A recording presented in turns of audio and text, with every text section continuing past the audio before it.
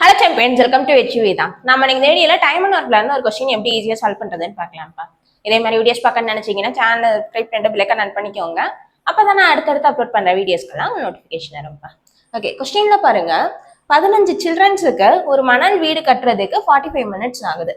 இப்போ அதே ஒர்க்கை 9 சில்ட்ரன் சேர்ந்து எவ்வளவு நேரத்துல முடிப்பாங்கன்னு கேக்குறாங்க. இப்போ சில்ட்ரனு மேனு இந்த மாதிரிலாம் பர்சன் வச்சு வந்தாவே அது எஃபிஷியன்சி. ஃபர்ஸ்ட் எஃபிஷியன்சி 15 இருக்குது, செகண்ட் எஃபிஷியன்சி 9 இருக்குது. ஸோ எஃபிஷியன்சியோட ரேஷியோவை 15:9 எழுதிக்கலாம்.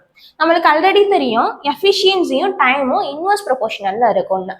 ஸோ எஃபிஷியன்சி 15:9 இருந்ததுன்னா டைமோட வேல்யூ 9:15 எழுதிக்கலாம். அப்படியே இன்வர்ஸ்ல எழுதிக்கலாம்.